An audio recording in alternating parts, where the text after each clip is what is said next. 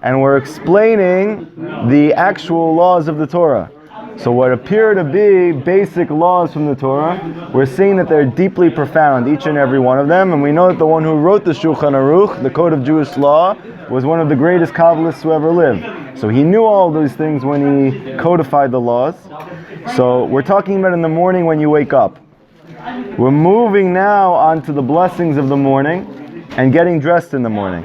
We want to see what is the spiritual equivalent. What are we spiritually doing, or what should we be meditating upon while we are going through the brachot in the morning? So this next part, we need to understand a very deep concept in Kabbalah and Chassidut, and this is a very important concept also just in general for your relationships, raising your kids, with your wives or your girlfriends or your family. There is a right side spiritually and there is a left side spiritually. The right side is usually considered male. The left side is usually considered female. The right side is usually considered the side of expansiveness or giving or love or moving beyond oneself. And the left side is usually the side of actualizing, of taking things from potential, turning them into reality, of discipline, right? So this is deeply rooted in the souls of men and women, by the way. If you're a man, the reason is because your soul is rooted in the right side. And if you're a female, it's because your soul is rooted in the left side, and that's going to express itself within the personality of the person, usually. Obviously, each of us has both sides, and therefore some of it is pronounced within each of us, okay? But in Kabbalah and Chassidut, they teach something very, very important, okay? It's called taking the left and encompassing it in the right. Taking the left and encompassing it in the right. So what does this mean? So very simple, okay?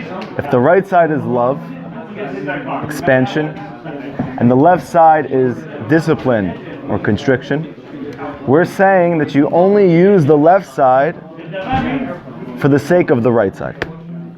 Meaning, let's say for instance I have a student and I feel like he has more potential. I feel like there's more he can give, there's more he can do to connect to who he really is, and I see that he's slacking in this area.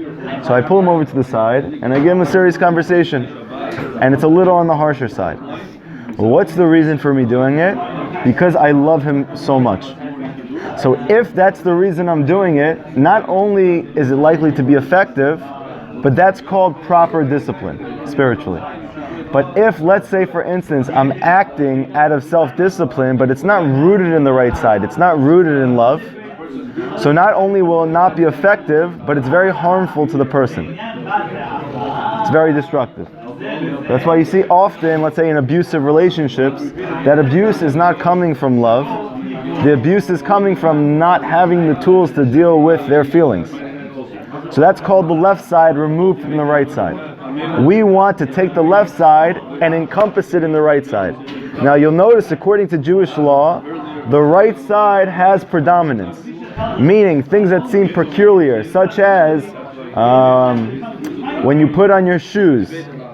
According to Jewish law, you're supposed to put your right shoe on, then put your left shoe on. Tie your left shoe, and then tie your right shoe. So this seems a little bit OCD, no? Let me just put my shoes on. You know, if I told my parents about this, they really think I lost my mind. But it's a very deep spiritual thing. You start with the right, and you end with the right. You start with love, and you end with love. And everything that's in between, the left side, is still rooted in the love. It began with the love and it ends with the love. Right? You see this clearly in the Torah, right?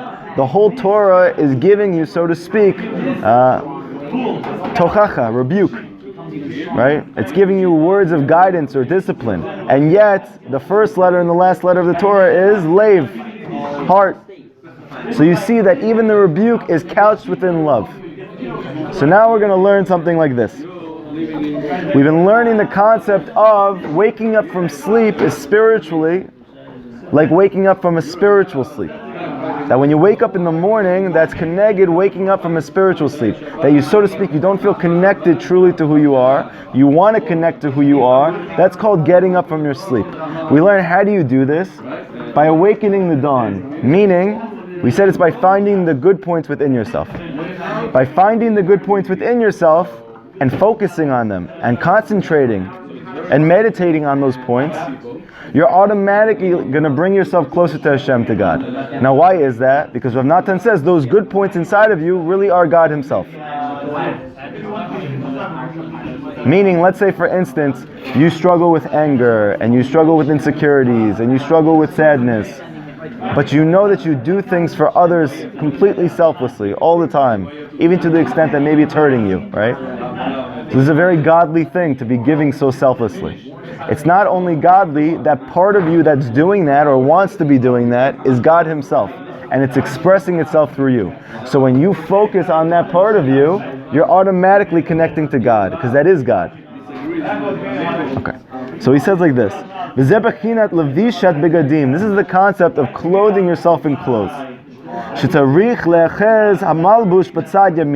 the Arizal, the biggest Kabbalist to ever live, nobody ever heard about this, but you're supposed to take your clothes in your right hand first. And then you're supposed to take the left side of your clothes and bring it over to your left hand. Then put on your shirt, right arm first, then left arm.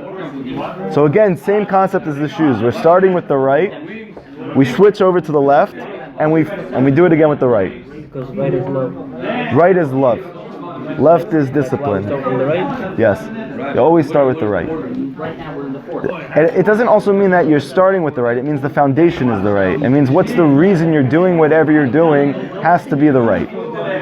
Also, we learn from Rav Nachman that even when Hashem puts you through a difficult situation in your life, God puts you through difficult situations in your life, no matter how difficult it is, whether chas v'shalom, He takes away a loved one from you, yes, or He gives you a physical health issue, or a mental health issue, or whatever the difficulties that He's giving you at this very moment.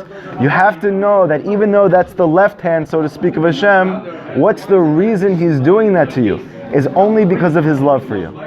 This is what Rav Nachman teaches. Because everything has to be couched in the right side first. That's the reason Hashem is doing it. So he says like this.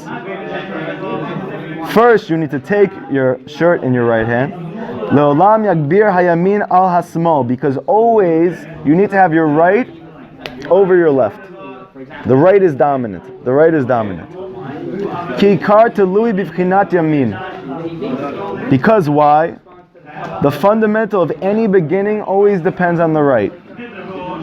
If you want something in general to work in your life, why am I doing this? If the reason is because of your love for that thing, there's a good chance it's going to be successful. But if your reason is to limit, or to let's say, I don't know, let's say you're trying to discipline yourself in something, but you're just trying to discipline yourself in it. It's not because of some greater reason.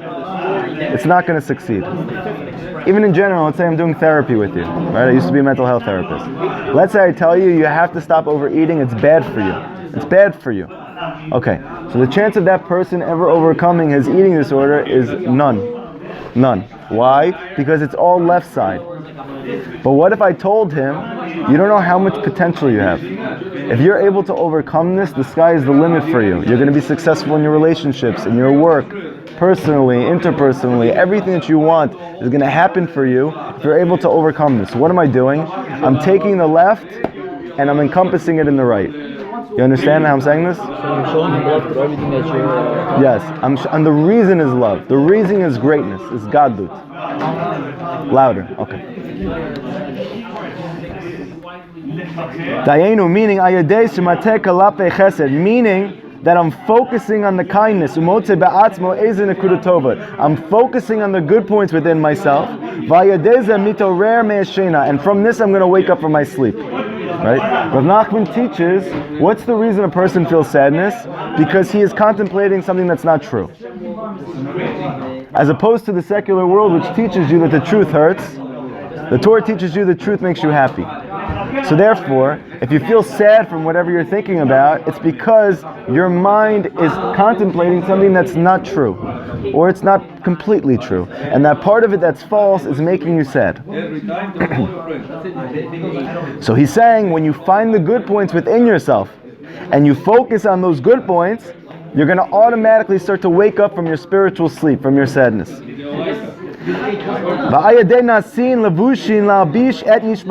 And through this, you don't just clothe yourself, right? When you take physical clothing and you put it on yourself, what does that allow you to do? To get out. To get out, very good. You can live, right? Matt, let's say for instance tonight, I don't know where you live now, but let's say I found out where you live, and I took all of your clothes. You work, right? Yeah. Okay. Would you leave your apartment the next day if you had no clothes at all? Am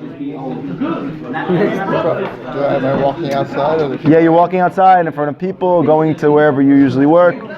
You do it? Probably not. Probably not. So isn't that an amazing thing? It's not even you. It's wool, or it's cotton, or it's something. And because I don't have this fabric, I'm not leaving my house. It's not even me. And because I don't have the piece of this sheep on top of me, I'm not leaving my house. There's a very deep spiritual message in this. Clothing, even though you use it to hide yourself, even though you use clothing to hide yourself, you're hiding yourself for the sake of revealing yourself. Okay, again. When you put on clothes in the morning, why? Because to clothe yourself, to hide yourself. Why am I hiding myself? So I can leave my house and reveal myself. That's pretty weird, no? Everybody hear what I'm saying? Again, you put on your Adidas jumpsuit before you came out of the house because you just watched an 80s video of Run DMC, okay? Now, why are you doing that? Why are you leaving your house with those clothes on? Why don't you just come out nude? Because he's not a nudist. Thank you, Daniel. How come you're not a nudist? What? Paltio, why don't you just leave your house naked? Why don't you do us a favor? Right, it's too intense. It's too intense, especially Paltio, way too intense, okay? Look at this, bro. Okay, yeah, I know, it's a lot of hair. Okay, so now listen. I'm saying it's what the norm is. We've adapted. But why is that the norm? We haven't adapted to that. That's based. Why did Hashem tell Adam and Chava to? Because it was too intense. Because it was too intense. That's what the Yes. That's the essence of why he did that, okay? What does that mean? You leave your house, it's too intense to see you completely nude, so you hide a little bit of yourself. I still see your face, I still see your hands, I see your most important features, but your other parts of yourself are concealed. So you're concealing yourself so that you can reveal yourself to the world.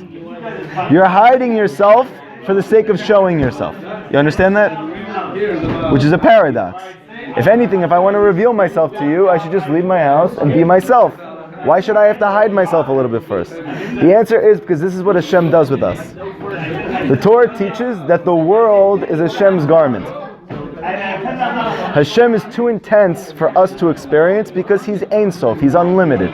shows himself Through the world, yes. meaning clothes. Yes, those are His clothes. Nature. Nature is His clothes, exactly. No, but nature and very good. Nature and everything that happens are His clothes. Does that make sense? When you see a storm outside, the Torah says very clearly, Hashem's creating that storm. It's not just a natural product. A car accident. Even a car accident, everything. These are Hashem's clothes. It will be too intense for you to experience Hashem directly because you're finite and He's infinite. And even though you have a piece of you that's infinite inside of you, it's one piece. Okay? So when Hashem wants to reveal Himself to you, how does He do it? He clothes Himself within the natural world. That is His clothing. We are living within the jumpsuit of Hashem. So you're not just talking about, let's say, nouns like nature, you're also talking about action. Yes, everything. You watch the news and you see some political event of a third world country going through some. Hashem is clothing Himself in that event.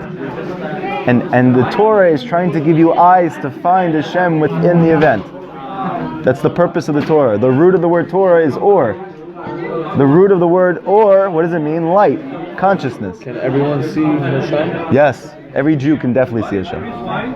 some Jews that don't. Right, so there's reasons for that. So how does one? You need to connect yourself to the Torah deeply. We're going to learn more about it. But you need to connect yourself deeply to the Torah, and you also have to acquire something called emunah, which is faith. You have to start with the belief that Hashem isn't clothed within that event, otherwise it doesn't work. Let's say, for instance, you come home, and your wife just starts reaming you out. So you might think to yourself, my wife has her period. Maybe that's true, okay? Maybe not. But one thing for sure, Hashem is behind that whole event. So you have to have faith in that truth. You have to first believe that before you can find Hashem in that place. Like Rav Nachman teaches, as opposed to the world that teaches you, when you see it, you'll believe it. The Torah teaches you, when you believe it, you'll see it. There's your Gedali Fenster line for the night. You ready? When you see it, you'll believe it. This is for you. When you see it, you'll believe it. No, the Torah teaches you when you believe it, you'll see it. So when you believe Hashem is enclosed in that event, or in that action, or in that emotion, or in that thought, you'll find God there. And the Torah sharpens your mind to be able to find the truth of the matter. Yeah. So how do we apply this concept to life? I'm not really possible. You have to wait. First, we are going to just explain the concept in general, and then we're going to get to how do we bring it into our life. Okay?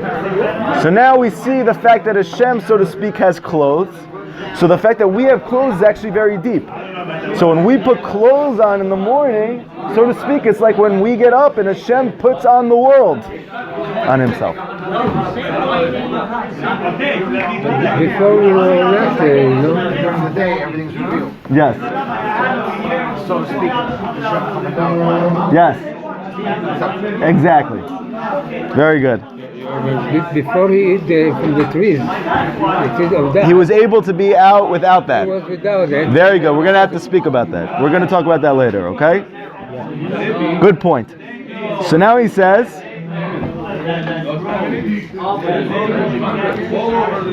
you have clothing for your body. What's the clothing for your soul? If we know, why did I just teach you that? Because I'm trying to explain to you something. For you to reveal your body, you need to clothe it. So too, for you to reveal your soul, for you to connect to your soul, you need to clothe it. What do you clothe it with? There's spiritual clothing.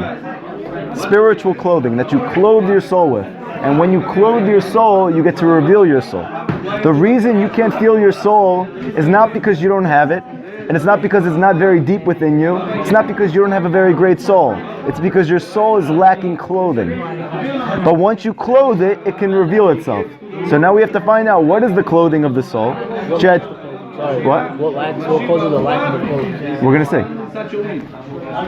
Shayata aruma ad akshav. That until now, your soul is barren. It's naked.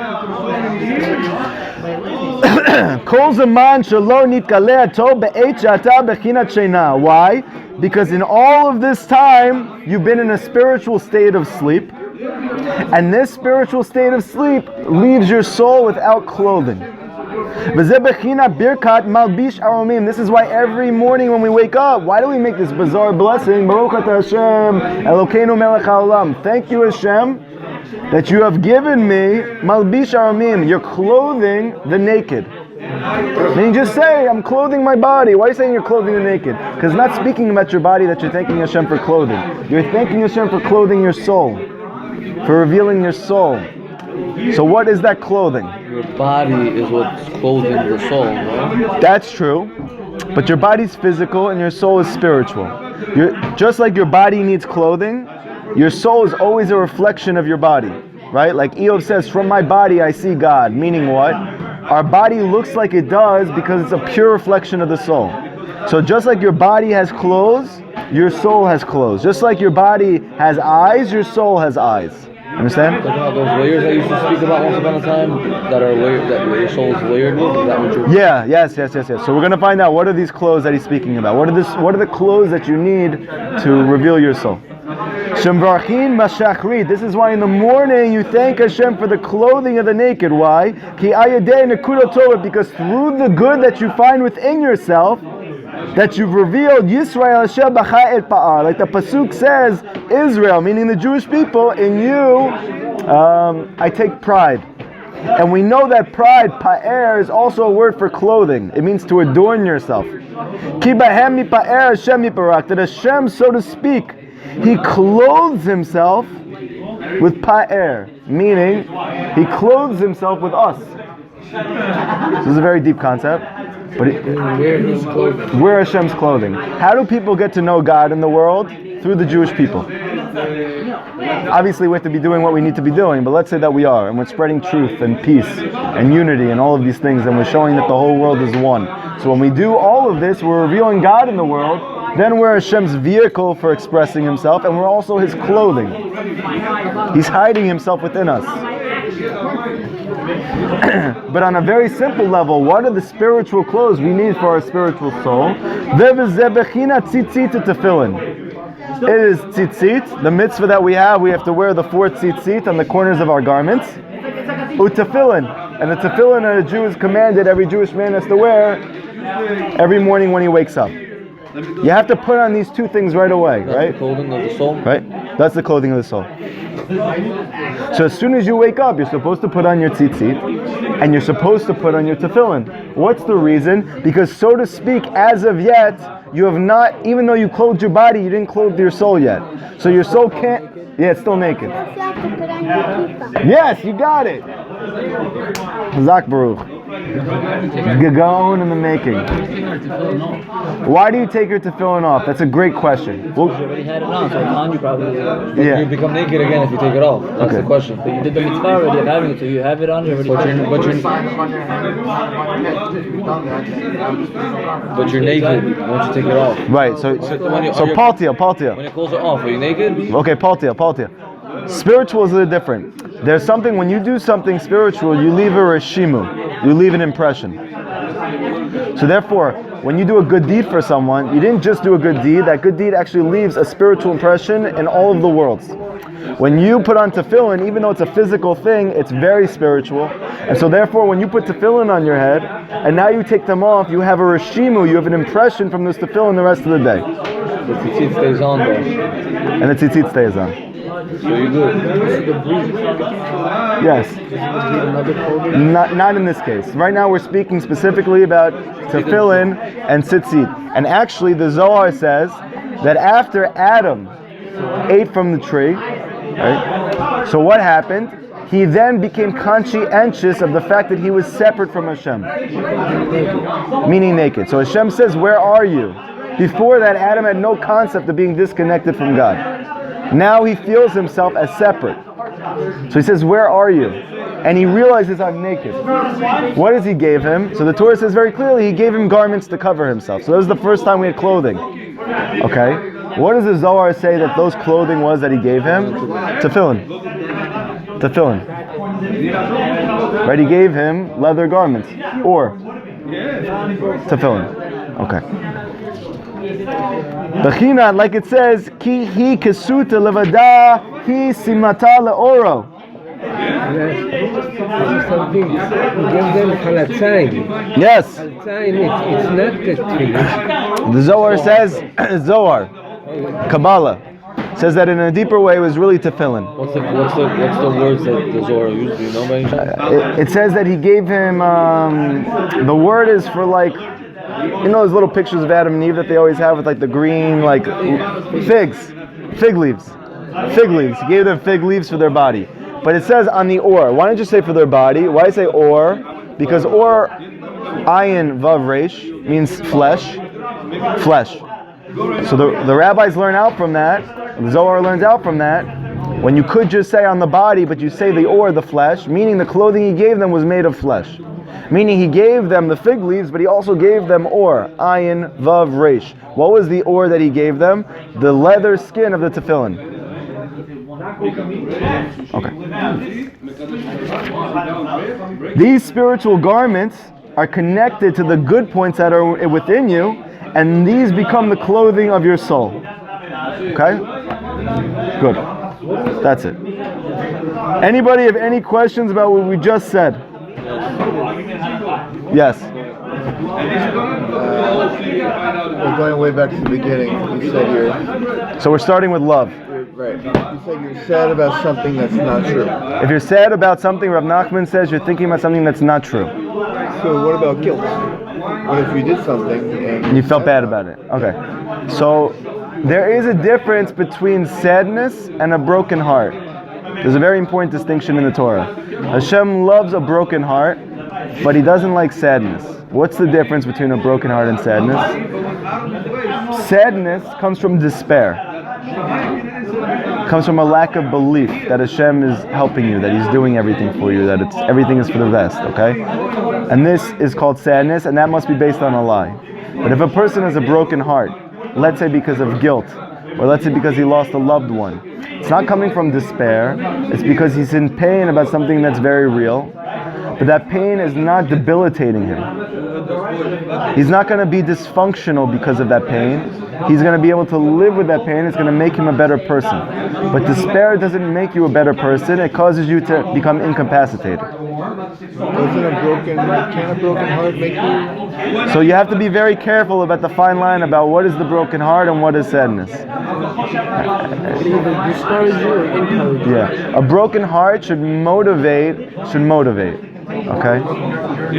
It's a yearning. It's based on yearning. So I asked about guilt. So Yeah. my definition of guilt based on my learnings. Okay. So sometimes there's resentment where you resent others. Right. Guilt is actually resentment against yourself. Right.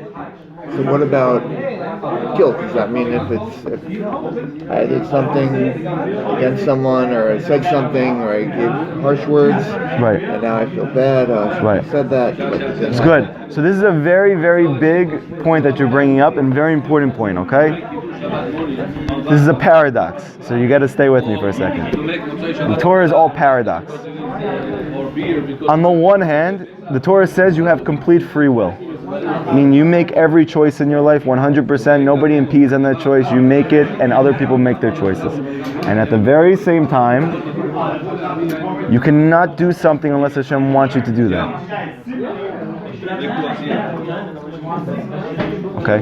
So if you yelled at somebody and you feel bad about that, you have to hold both of these things in your hand. That on the one hand, I chose this, and it was a mistake that I chose this. And on the other hand, Hashem wanted this person to be yelled at.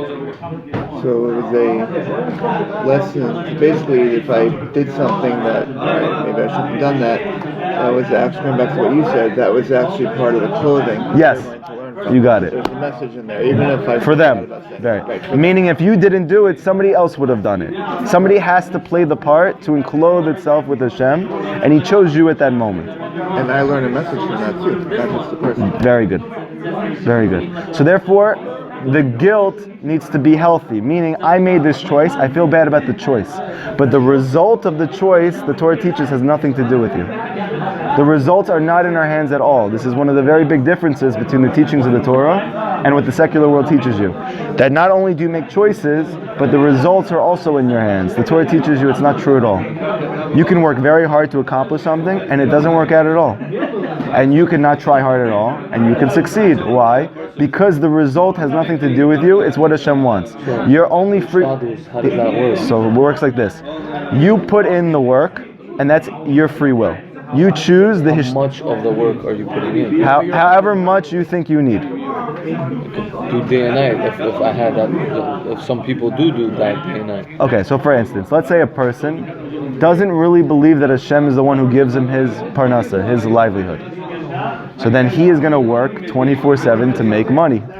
But let's say a person believes that Hashem gives it, but through his boss, he thinks he's going to get what he needs, but he still has to, so he's going to work 12 hours a day, 8 to 12 hours a day. Let's say a person really, truly believes, or Rav Nachman teaches, that Hashem is the one who gives the parnasa. He can work 4 hours a day, he can work 3 hours a day, make just as much if not more, and everything is dependent on your emunah. Paul Thiel, you have trouble believing this. Okay? I want to tell you something. The people that you work for, they only work 3 to 4 hours a day. You're right, they're my bosses. I'm explaining this. No, that's not what I'm doing. They used to work 12 hours a day while they were still bosses. Right. They learned that the Torah teaches that if your emunah grows, that's not what happened. That's not what happened. That's not what happened. That's not what happened. You speak to them and ask them what happened. I was like 8 years. Okay, so talk to them and ask them what happened. Ask them when the change happened. They got employees like myself. No. Rabbi, it's like saying like, what's it called, Macy's, for example. He had to work his butt off and to get to that stage where he doesn't have to work now, and now it's already a running thing. You know what I mean? I hear what you're saying. How are we the smallest people that are supposed to understand this? Okay. So, The question was Ishtadlus. That was right. going into what you were saying. I'm giving you an answer. I don't want to I'm giving you an answer. You ready? Your free will is not about the result. Your only free will is in your hishtadlut. Have you ever tried really hard to do something and it didn't work out? Yes. Okay. Have you ever not put in as much and it just seemed to work out? Okay. So what does that teach you? Then why can't we say the same thing with Torah? When we put in 5 minutes, but no, they teach us to reach our maximum potential. Right. So the answer is that the more effort you put into something, Exactly. you don't get a better chance for it to have a better result. You're giving yourself a chance for Hashem to give you the result that He wants to give you. So basically, emunah is the thing. Yes. Meaning what you're doing is you're creating a vessel through your work, and Hashem fills that vessel with the result. But you don't create the result. You only create the vessel that holds the result. I know it's a very fine distinction, and it may even sound like the same thing. It's not the same thing. When you work really hard, whether it's in learning, or whether it's in praying, or whether it's at work, what you're doing is you're creating a kli for Hashem to fill. Okay. No one wakes up rich. No one wakes up being good at basketball, right? They have to work all for it. practice. It's work. Yes. So help me understand what you're saying. Okay. Is there anybody who practices very hard and he also doesn't become great at basketball? Not. It's never happened. Nobody's ever tried really hard to play basketball and it was never great. Michael Jordan. It's happened, right? It's happened. But Michael Jordan, right? He's the greatest because why? Because he worked very hard. Exactly. So I'm trying to explain something to you. His hard work created the opportunity for Hashem to make him great. You understand? His hard work did not create the We greatness. don't disregard the hard work. No. We don't disregard. No. We'll do 5 minutes and Hashem will do the rest. So everything depends on your emunah. And also, we're not saying that you need to work less hard. We're saying you need to work hard in a certain area. Everything is based on your hishtadlut, but in what? Okay? I'm never telling you you need to work less hard. What I'm saying is you need to work hard, but in what? The Torah teaches the more faith that you have, meaning the harder you work on your emunah, the less you're going to have to work in the physical world. That's a given. That's understandable. Okay, good. That's it. That's all we're saying. In this world, it's I don't know how. Palto, you should know something. I'm just telling you something, okay? I met your brother also. You guys have a very big barrier, okay? In terms of let's say seeing a little bit beyond the physical world, okay? You're very what's the word? Limited mindset. No. Actually, very Chas v'shalom. spiritual. No, that's not what I'm saying. You are very spiritual. That's not what I'm saying. You're very left side. Okay. No, that's not. You're very left side, meaning you're. Doesn't mean you're not spiritual. You're very spiritual, but you believe very much like you have to go work for that money and go get the money. Like for instance, most people's wives are like that. All wives are like that, my friend. Right. Okay. Meaning, if you tell your wife, I'm going to go pray for an hour in the field and Hashem's going to help me get the money, she's going to be like, no, you're going to have to work for that money, okay? But men do that anyway. So I'm explaining to you, it's a female property to be very down to earth. It's a male property to have your head in the sky. You have a spiritual essence. No. I'm explaining to you. It's not male, female, like it's feminine or masculine, like a human being. I'm explaining. Spiritual femininity means like David, right? It said that King David was a completely female soul. Okay, so I'm explaining something to you. Part of your work is going to be opening up your mind a little bit to the possibility that you can put more effort in spirituality and less effort in physicality, and it still can work for you. I don't disagree. That's it. That's all we're saying. Okay, we're going to move on. Yeah. It's not the same. Yeah. maybe sort of an explanation, building upon what you were just saying. Yeah. So early on, let's say like in business, I learned that, alright, I want to expand my business, I want to make money. Let me get the telemarketers. Let me speak at this fair. Let me give a bunch of free stuff out here. Telemarketers, I don't get any direct result from that. No one comes in from that. The fair, I get maybe 1 or 2 people. It didn't justify the expense I paid and having to work all weekend for nothing. Giving the freebies out, maybe like 1 of them signed up. But in the meantime, I started getting calls and random emails for appointment requests. So the end result is the bottom line, the client volume all increased. Right. Those individual things I did Didn't necessarily help. didn't necessarily work out, but because I put the energy in, Yeah. it doesn't the avenue Right. doesn't matter. You can't control the bottom line is that the result happened just because it didn't work out. In the actual place that you were putting it in. Right. The end result is that I put the energy out, and just because I put it out here, it doesn't mean it has to return. Right. Come somewhere else. Right. So I built the vessel. Right. Yeah. Good. Good. Emuna and his brother Duke Are very connected. a man's way to stray away from his responsibilities as a husband, as an individual, it's like To go do hipo to do. I'm saying, like, telling his wife, I'm gonna go pray, I'm gonna go do this, like you said, spiritual. His head is up spiritual. That's not telling his wife, like, listen, like, these responsibilities aren't in my hands, but I'm gonna do the best of my abilities. I'm gonna go speak to the person who provides this. So why is that shirking your responsibility? That's like straying away from it, meaning like you must work. Rav Nachman. So I'm telling you right now, I used to be a mental health therapist, okay? I had a lot of trouble supporting my family, even though I went to school for 6 years and you're supposed to make a lot of money doing that. I learn right now in Kollel, I'm supposed to be making nothing, and I'm able to support my family with every month. How am I doing that? Because I talk to Hashem for an hour every day and I ask Him to give me money. I don't know how to tell you that this works, except if you speak to anybody else who does this, they'll also tell you it works, because Hashem runs the world. And you're, I mean... And his wife even supplied me with an entire weekend of food. Yeah. I understand. You're okay not knowing what the next month holds? I do know Hashem is going to take care of me. That's the answer to everything. Yes, that's right. You're upset with that? Now you turn to the right. Why? Because it goes completely against your whole shita in life. This is Judaism. This is what the Torah teaches. Look, I can hook you up with a self-motivational speaker like Tony Robbins. He can tell you how to make a lot of money in the physical world. This is not what the Torah is going to teach you. I'm explaining to you very clearly. I do what Hashem wants me to do. I know for sure that I'm trying to help people every day.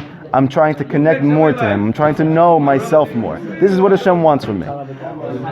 Hashem teaches, if you do what I want, I do what you want. I need to support my family. I'm doing what Hashem wants. He supports my family, and that's it. I have not had trouble paying my bills 1 month since I started doing exactly what Hashem wants me to do. That's it. Go ahead, Eliyahu. I understand your fear. Your fear is that let's say I made a mistake, right? Or I do something Hashem doesn't like, then Hashem's gonna stop taking care of me. No, it's not like that. My next question actually deals with exactly what Paul Thiel is saying. This whole interaction. Yeah, this whole interaction. So you kept mentioning faith. Yes. So faith can be shattered. Faith can be broken. Yes. I'm sorry, what was his name? Paul Thiel. Paul Thiel is talking about faith. Yes. Having trouble believing. Yes. Leads to faith. Yes. You are not talking about, even though you use the word faith, what I just observed now, that's not faith. That was certainty, which is trust. So faith can be shattered, faith can be broken, but what you're just talking about is trust. It's simply a decision that you make. Okay, so you trust or you don't. So you should know that according to the Torah, trust and faith is one thing. Oh, it is one. Yeah, the word amuna actually doesn't even mean faith. Okay? The word amuna means loyalty. Amuna comes from the word, it means amen, it means I'm loyal. I believe in what's being said is going to happen. When you say amen to a blessing, you're not saying I believe. You're saying I agree, it's true.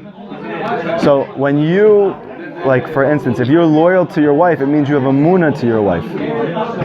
So what I'm talking about, what Rav Nachman's speaking about faith, it's about increasing your loyalty to Hashem, that it's true. It's not a blind faith. We don't believe in blind faith.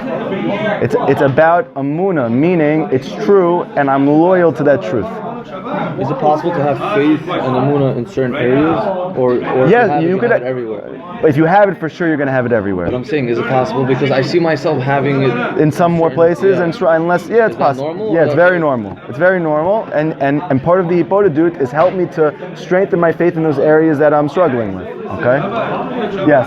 If I could add anything else. Sure. Just speak loud because we can't hear you. Topic of parnasa, just to help Santiago understand a little better. It's not only about like your direct deposit getting larger or your pay getting bigger. It's also about your savings. You could land an amazing deal, for example, on like the car that you leased, that Hashem blessed you with the savings. You bought a jacket that you got on sale that like was the last one in stock. So like you didn't get money, but you saved, and like you connected that way. Like, oh, Hashem didn't give me, this extra deal. Look, wow, look how much I saved on my new car for the next 36 months. I want to tell you like this. We are very limited, and the way we think is very narrow.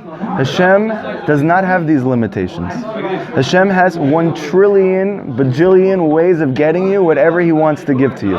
Whether it's a wife, whether it's kids, whether it's money, all of these things, okay? I'll tell you like this and then we'll move on. Many people picture the splitting of the sea, which was really a great test of Amunah, right? They feel that it was like the sea split and it was like amazing and they just walked through and they were like, I don't know, dugging through the water and they're getting to the other side and that, that was the whole thing. They were just dancing and singing. So the Vilna Gaon says it wasn't like that at all. You know what it was? Every step that they took, the water split a little bit. Meaning they had to keep reaffirming their trust with every step, and it split for them, and it split for them, and it split for them. Yes, that's true. But we're learning that really every step was almost was like that. And it just started like that. Meaning the ocean didn't just split. Thank you, buddy. He boated dude every day. Very good. So he's talking about hope. Hope implies doubt. Whereas what I tell people about certainty or trust is when you order something, you sent me a link on Amazon. Yeah. When I purchase that, and I press the purchase button, right, whether it's through Kindle or through the mail, right, I know it's coming. Right. Never not comes. Right. That's trust. You push the Amazon button. Right. But the hope and the trust are very connected. And the reason why Rav Nachman is makpid on a person speaking to Hashem for an hour a day is not because he said, you know what, I created this brand new way of serving Hashem, and I have an obsession with authority, and I want everybody to do what I tell them to do. This is not why he says to do Ibodah for an hour a day. Rav Nachman says very clearly, the degree to which you speak to Hashem is to the degree to which you're going to trust Hashem. Okay? So therefore, why does Rav Nachman have his followers speak to Hashem for an hour a day?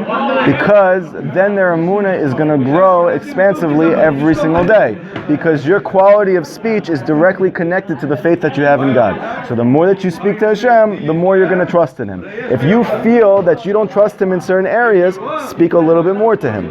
And I promise you, it's mamish like math. If you speak more, you're going to believe more. It's very, very simple. Okay? Now we are going to swerve. Wait, we have to move forward. We have to move forward. You don't want to let me to speak, but no, I can give you a short way to speak. Okay, go ahead.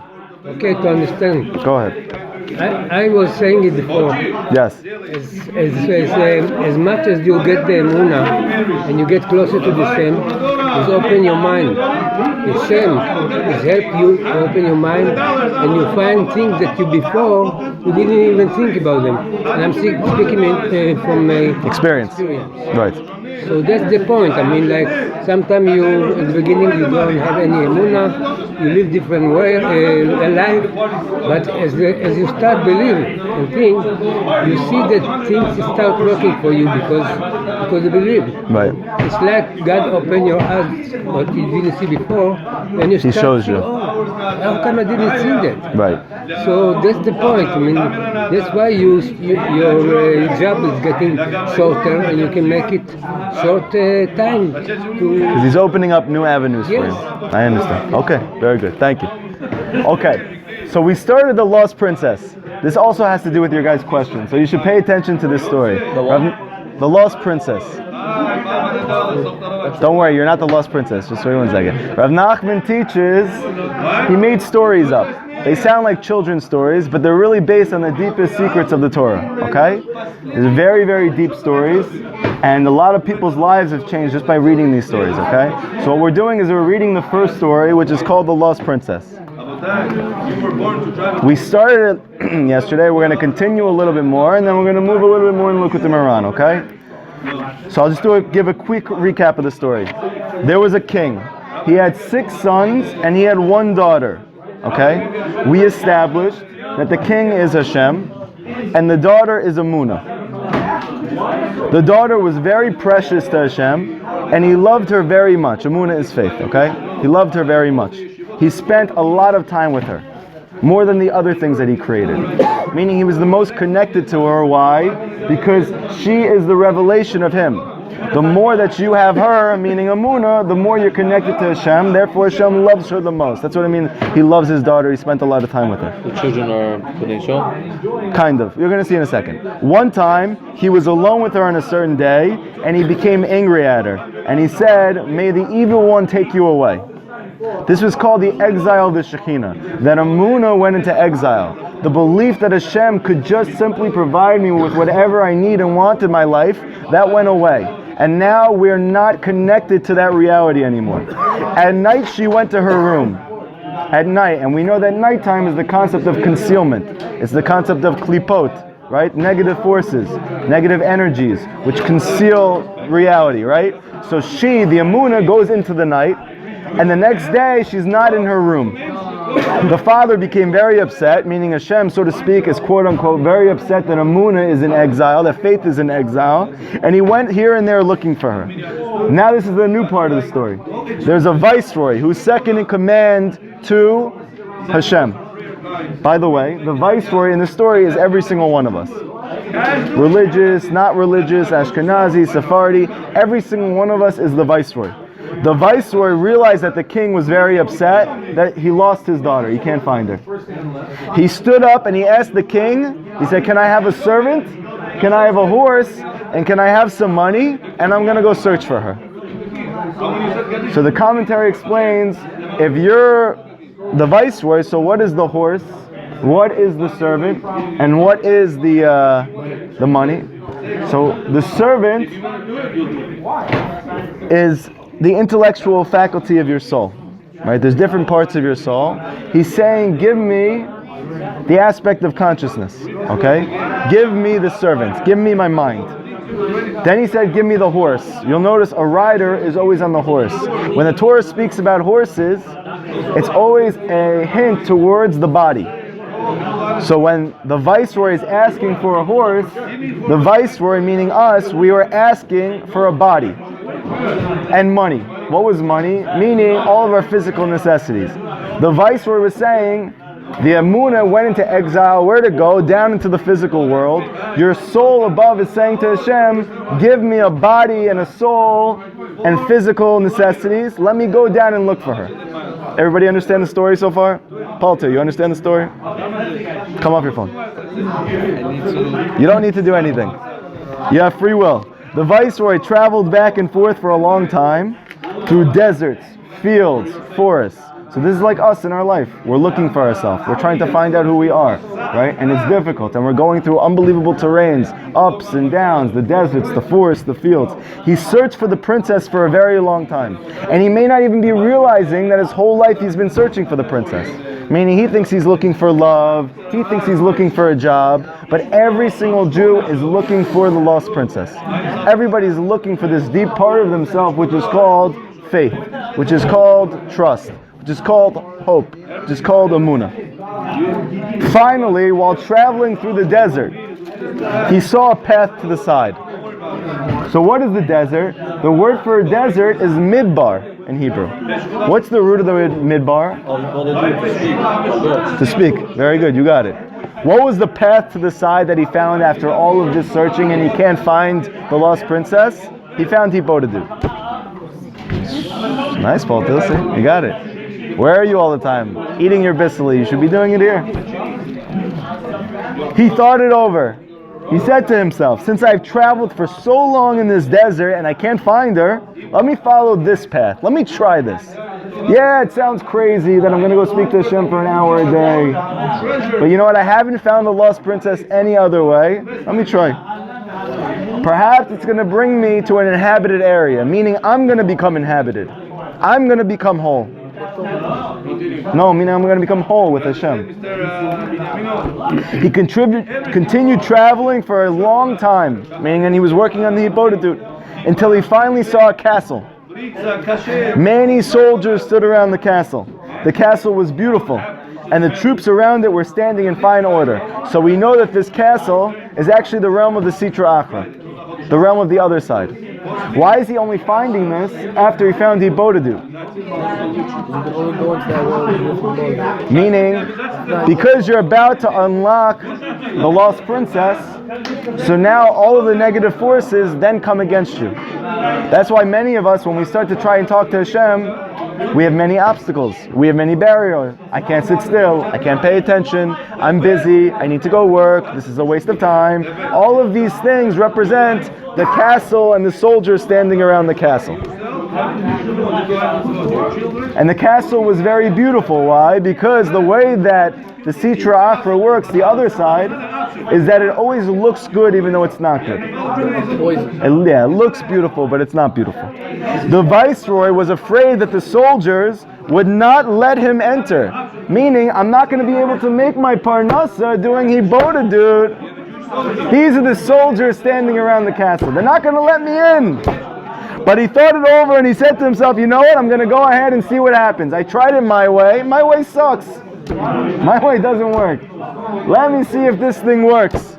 He left behind his horse.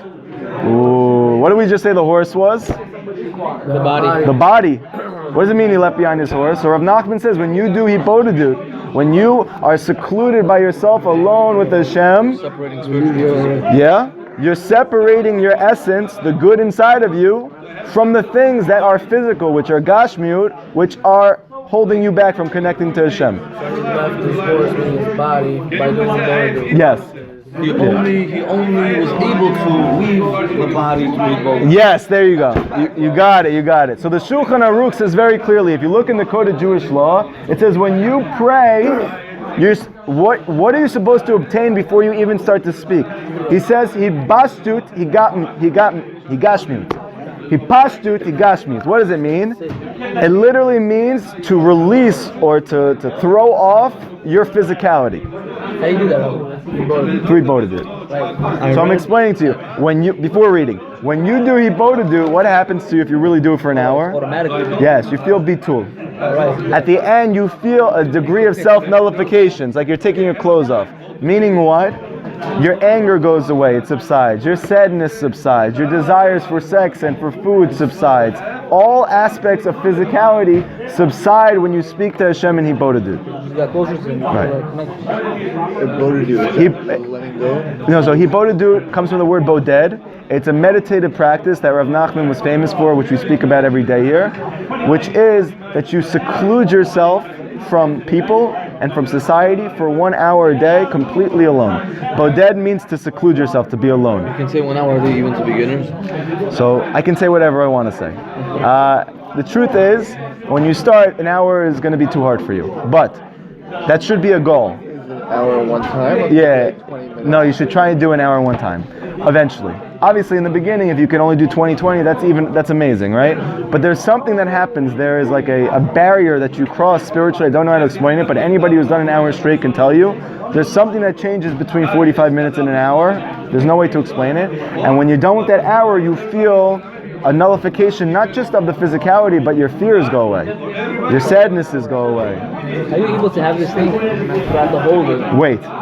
Whole day. Okay, wait. Not only on Shabbat, not only You have to become much more pure, and you have to learn more Torah. We're gonna learn about it, and you have to speak to Hashem. Right. So it's these two things. You're secluding yourself, and you're talking to Hashem. You're thanking Him for the things in your life. You're talking about the things that you're going through difficulties with. You're asking Him for the things that you need help with, and through this process, you're building a kli of trust, of faith. And really, we learn that all the negativity in our life comes from a lack of faith, says Rav Nachman. So therefore, through the Hibodedut, we're really taking care of all of our problems. And this isn't just a psychological mechanism. Really, those prayers get answered, and when you see they get answered, then you want to do it more.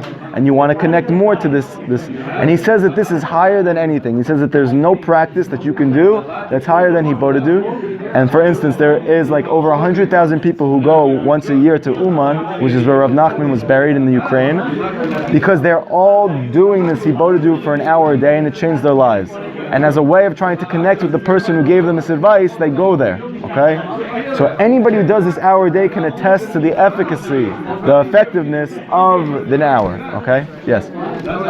So now the action It's speech. Hibodedut. Yes. So my question now is the intention, because there was something you said that kind of tripped me a little bit. Yes. So there's the intention of just for the pure doing, for the pure connecting. Okay. But then you see that your prayers get answered, you get that positive reinforcement, so you keep doing it. But that's not the pure giving. That's the Something different. that's the give to get. Transaction, basically. Right, Yeah, that's right. the transaction. So according to Rav Nachman, there's two things at play right now. There is a pure connection that you're looking for, but really, let's say for instance, if you're going all in on this, You fake it to make it until. meaning that if I'm going to be spending an hour less working and an hour more praying, it's not just about I have free time and I want to connect. So if that's the case, so then yeah. But if I'm literally trusting in Hashem completely that He's going to support me, not just spiritually, but also physically, so I need Him to help me. So there is an aspect of that. Rav Nachman, one of his big chidushim, novelties, is you shouldn't just ask Hashem for spiritual things. You should also ask Him for all of your physical needs as well. You want to become, so to speak, like a child with your father, completely dependent, because through this, you're able to come to the greatest appreciation of Him, both spiritually and physically. Is it mandatory to speak? Yes, you have to speak. You can't just think. You have to speak. Spiritually, speech is a mechanism You which... have to hear yourself too, right? Yes, but the speech itself, if you want to, you should do it all day.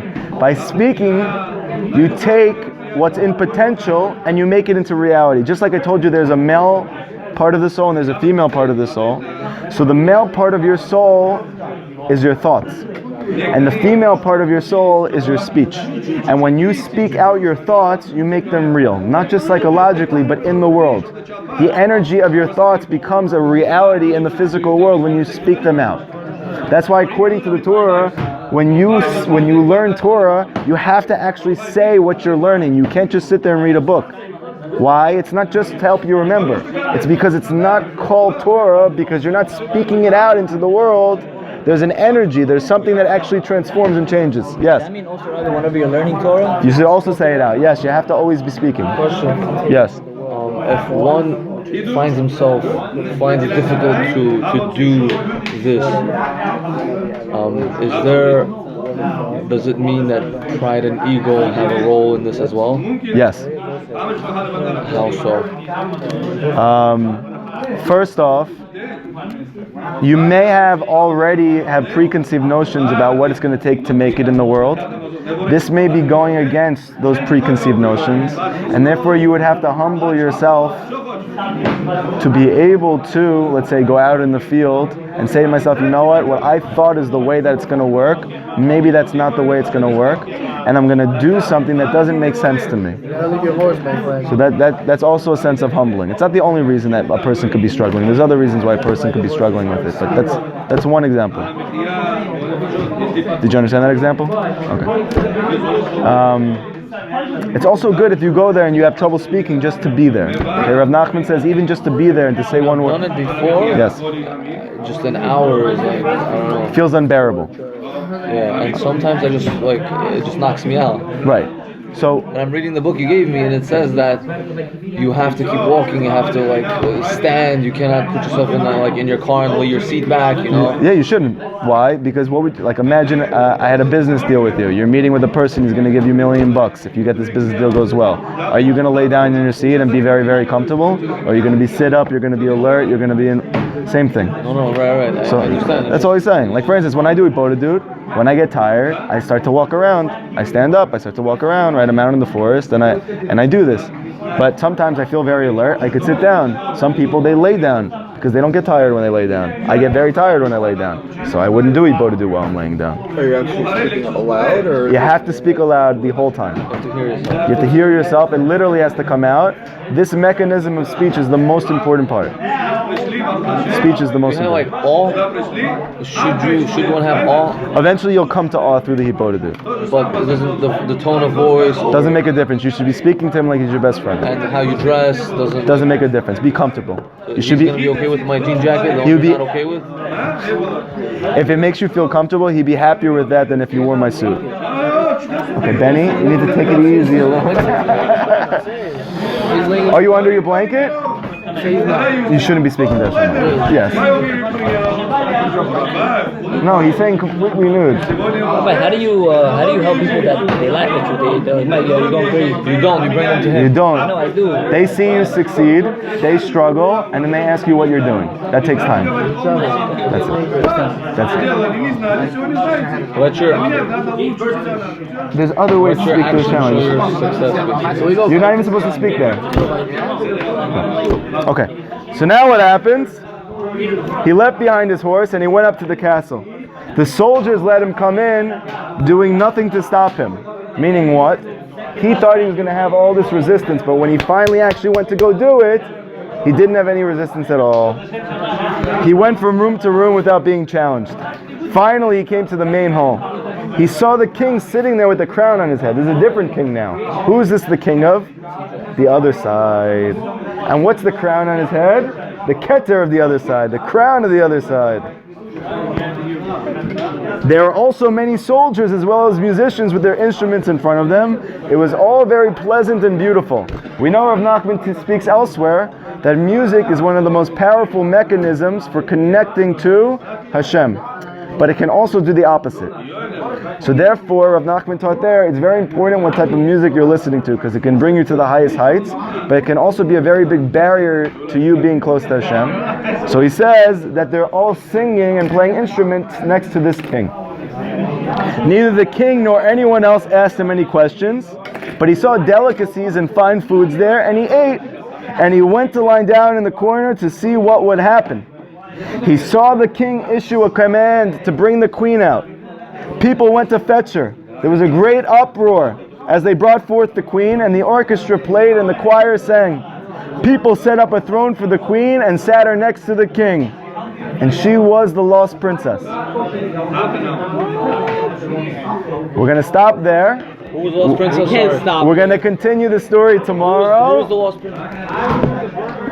Wikipedia is not going to save you, my friend. Why don't you tell me quick? No, you have to go back and look at the video, okay? Check the film. Where is the video? Put them on YouTube, so you can check it out. Okay, we're going to move forward a little bit less, 15 minutes in Likutei Moharan. So we said like this. I asked 3 people, and they all said, I don't know. Okay, Paltio, I'm going to need you to relax a little bit. You can't come once every year and make a whole scene over here, okay? It's coming from love. I'm encompassing the left and the right, you see? Okay. Finish him up with the right. Yes. Rav Nachman, even though in many places he says that money can be a gigantic barrier to spirituality, okay? A very, very big barrier to spirituality. Therefore, a person, even though they need money to survive, and they should be praying to Hashem for those necessities, your desire in life should not be money. From Rav Nachman, it's very clear that your desire in life should not be money. He compares a person desiring money to worshipping Avodah Zarah, worshipping other gods. So if you're praying to have money to do for Hashem, that's not that. That's good. But if you're praying to have money just for the sake of having money, I don't think anyone Speak for yourself. to have money just to have money. no, it doesn't mean money just to have money. First of all, what comes with money? Honor. If you're praying from, right, you want money, prestige comes with money. What? Arrogance. Right, but nobody wants money so they can be arrogant. They just become arrogant. But we're saying what comes with money, meaning that they want honor. They want prestige. They want status. So if a person's trying to make money so he can fit in, if a person's trying to make money because all his friends are making money, if a person's trying to make money so he can live in a nice home, A nice home is fine. with a beautiful car. There are plenty of people who's addicted to money the way they're addicted to alcohol or drugs. Very good. So Rav Nachman says this is like you're worshiping false gods. Okay? Now, yeah, right. so the money can kill a person if he's not using it for the right reason. 100%. 100%. Do not 100%. know that. Okay. However, this is the one Torah where Rav Nachman speaks about the greatness of money, meaning what it could do for you, what could be good about for you. So listen to what he says, very interesting. He says, there are many different paths of Torah that require contemplation. But he says the deeper the contemplation that's required for the Torah that you're learning, the more money that you're going to need. So we're going to have to learn, what is this money he's speaking about? Is this physical wealth? Is this a spiritual wealth? We're going to see a little bit later in the Torah. But he says, it's very clear, that the Torah says if you don't have kemach, you don't have flour, you don't have Torah. And very simply, what does that mean? If you need to go make money, you can't sit down and learn. So if you have money, now you're going to be able to learn. That's a simple understanding, but it's something deeper than that. And he says, and so too, if you want to learn something really, really, really deep, you need a tremendous amount of wealth. And he says, when you want to learn the deepest thing that there is in the world, he says you need all of the wealth that there is in the world. So we're going to have to connect. What does this mean? What about hibodedut? What about not desiring money? Right? So we're going to have to put all these things together. We know that the tribe of Yisachar, right? There was 12 tribes. They were the ones who had the greatest mochin. They had the greatest consciousness. They were constantly learning, but very, very deeply contemplating, right? They were compared to a strong-boned donkey. Why? Because they took the yoke of Torah and they learned day and night. Right, which is a burden, but so they had a lot of wealth, they had a lot of possessions. And then Rav Nachman says, Moshe Rabbeinu, right, Moses, who brought us the Torah, he was also very wealthy. All the prophets were also very wealthy. So he's saying, you see, why do they need that money? Not because they wanted the money, but because it allowed them to reveal the greatest amount of Torah. So we're going to have to connect why that is. Now he's going to say, likewise, we say, even with the Mishnah that Rabbi Akiva brought down, right? Or Rebbe brought down. Rebbe was the prince, and he was a spiritual giant, and he was also incredibly wealthy. He was the one who codified the Mishnah, the laws. And then we have Rav Ashi, who sealed the Gemara. He was also very wealthy, right? So you see, these people revealed the entire Torah to us, and they all had a lot of money. He's saying it's not a coincidence. There is a certain access that's being given to you through the money to reveal greater levels of consciousness. So this is where we ended yesterday. So now he says like this. This is like the pasuk. It says, Pasalacha, carve for yourself. What is it speaking about? Hashem told Moshe, I'm going to give you the Torah now. Give it to the Jewish people. And he says, carve it for yourself. But the rabbis learn out, it doesn't literally just mean to carve it. It comes from the word hapasolet, which means shavings. Hapasolet yihiu shelcha. He was telling him, when you bring them the Torah, you're also going to become very wealthy from it. You're going to get many shavings from it. Pasolet. Absolutely. Yes, pasolet. Yeah. And we know that as soon as Moshe brought down the Torah from Har Sinai, he became very wealthy after. And it was from revealing the Torah. So we're seeing that there's a very big connection between Torah and wealth. Between God consciousness, divine consciousness, and money. We're going to see part of the reason is because they actually come from the same source. Money or shefa or bounty comes from the same place as divine consciousness. And as a result, they're always corresponding to each other. The more you rise in one, the more you have to rise in the other. With regard to simple understandings of Torah, you have to give introductions, right? I can't just teach you the deepest parts of the Zohar. I have to first teach you Pshat. I have to give you the simple understanding, and I have to build introductions to you. But the point of me teaching you this is not the introductions. The point is that secret. You understand what I'm saying? I need those introductions to get you to the point. But as soon as I get you to the point, what happens to the introductions? They fall away. It's like the concept of money. I need the money in order to buy this. Ah, I don't need the money, I need this. very good. So Rav Nachman is going to say that those introductions are connected the money. You need the Torah, that's the point. But the money is like the introductions that you need to get you to that deep secret. This is a very deep thing he's saying right now. Since the main thing is that middle point, and all the preceding material and introductions are called paselet. It's called shavings, right? One must first go round and round a number of times before arriving at the intended insight. But the main thing is the intended insight. And all the encircling is called paselet. That's why he was saying to Moshe, you're going to reveal the Torah, which is the point. So therefore you're going to need a lot of money. Meaning, make a lot of introductions. Now, very interestingly, Rav Nachman teaches elsewhere. Let's say you're a Talmid Chacham. You learn Torah Yom V'Layla. You learn Torah all day and night, and you're going to reveal a certain path of Torah. You have halakha, you have Jewish law, which is the simplest part of Torah. You have drush, you have expositions, right? You have remez, you have hints, you have sod, you have Kabbalah, you have secrets, right? Where is the greatest amount of money held? So he says very clearly, the person who's able to make psak halakha, he's going to be wealthy. So now we can connect. Because he's giving the deepest answer. No, this is the simplest part. Halacha is the simplest part of the Torah. I just tell you, you have to put on your shoes like this. You don't have to think at all. Right? It's the simplest part of the Torah. Simplicity. No, wait. Just wait. Right. So therefore it's like the carvings of the Torah. So that's the wealth that you need to get to the deepest part of the Torah. You need halakha to get to the deepest part. Right? This is one of the issues with the Kabbalah Center, for instance. So to be rich. Wait 1 second. They teach you about light and they teach you about consciousness, but there's no kli. There's no vessel. They teach you about light, but they don't teach you about a vessel. Now it's interesting because they pride themselves in the teaching of Kabbalah, but we know that in the beginning, the whole reason that the vessels were destroyed was because they couldn't hold the light. There was too much light.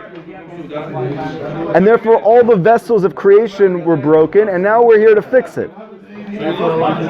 So yeah, that's what halacha is. It strengthens the vessel. So what happens when you go learn at the Kabbalah Center? You're getting light without a kli. It's like a repetition of the original breaking of those vessels, which is what they're supposed to be teaching you not to do. Not to have, It's to make a kli. You want to know something amazing? You know what the gematria, the numerical value of the word halacha is? Kli. Wait, if I learn halacha, then I have a stronger kli? Listen to what I just told you. What's the gematria of the word halacha? Kli. Vessel. When you learn Jewish law, you shouldn't just be thinking to yourself, I'm just doing what Hashem wants me to do. That's not what it is. You're creating a vessel to be able to connect to Him and to be able to hold the deeper light that He wants to give you. So we're saying like this, the halacha is not the point. It's surrounding the point. You need to go through that to get to the point. It's the means to an end. So therefore, when a person is expert in the means, he also gets the means, the money. And we know, there you go. And then we know that every single person who became a very big gadolador in halacha, let's say Rav David Yosef, became wealthy. Every single one. But there are people who wrote very deep Torah, Midrashim, explanations of the Chumash, Zohar, Kabbalah, and they were poor their whole life. Right? Halakha. It's the pasolet. It's the carvings. It's the shavings. So many vessels they can receive more and more Shabbat. That's also true. That's also true. But it's about the fact that it's the shavings around the point. It's like the circling around the point. That's connected the money. What's the goal? Is the goal the shaving? No, the goal is Moshe wanted the Torah, and therefore Hashem said to him, "You have the shavings now." The goal is not the shavings. That's what makes it the shavings. The goal is not the introduction. When let's say for instance, when Rav Nachman teaches you a Torah, he doesn't just go straight for the kill. He builds up the whole thing. This is Bechina this is Bechina that. The truth is, he doesn't even care about that. He doesn't care about the introduction. No, not at all. He cares about the point. But he needs to build up the introduction so you can get to the point. Is that called a good point? 1 second. Before starting to connect all the things. So therefore, go ahead. So therefore, all the introductions are called pasolet. What is an introduction in Judaism? Halakha. Do what Hashem tells you to do. Very simple. Okay. So that's how we're learning that? Yes. Okay. Part of it. Why, you want money? Okay. It's to make a kli. Part of it, yeah. This is the aspect of pasol for yourself. It says carve for yourself. Meaning that the carvings are now going to be yours, Moshe. Because you're going to reveal the whole Torah, you're going to automatically get pasolet, the shavings, the wealth that comes with it. Therefore, Moshe became very wealthy. And since the shavings of the tablets are the concept of the shavings and the carvings that go round and round, right? Now listen to what he says. This is why the word mammon, which means money, it's an acronym, Rav Nachman says. What's the acronym? Misham nitasher Moshe. From there, Moshe became wealthy. From where? From Torah. 1 second. Oh, I love you. You're the best. You're better than me at this. Sadiq, you got to teach my son Sheila. Okay, you ready? So he's saying like this. Mammon, what does it mean? From there Moshe became wealthy. From where? From the Torah. From the Torah Moshe became wealthy. The Zohar explains, what does that mean? From there Moshe became wealthy. From the Vav in the word Mammon. What's the gematria of the word Vav? The letter Vav? 6. And we know that the measurements of the Luchot that Moshe brought down was 6 by 6. Meaning the Vav is always Torah. It's always Torah. Meaning from there, from the Torah, Moshe became wealthy. That's what Mammon is. Teaching you where does wealth come from? It comes from Torah, yeah. Wealth comes from trying to learn the halacha, not for the sake of but for trying to get the deeper insights of it. Not exactly. It's also. Right, but not exactly. When you try and connect to whatever the point is in Torah, it can be halacha, it can be anything.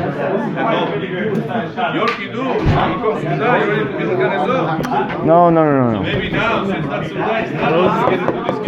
it's okay, Benny. Right. No, I'm saying. No. It's not gonna explain it here. So I wanna just make it clear. Halacha is not the point.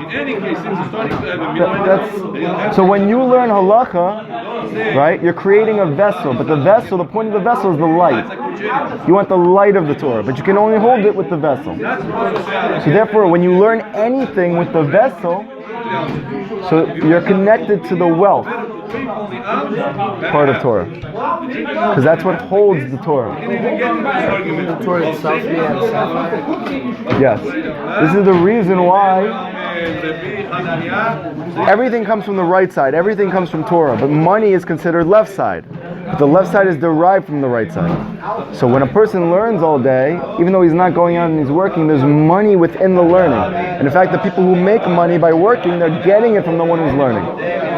That's the pasolet. They're getting the shavings. Okay? We'll continue tomorrow, Bezrat Hashem.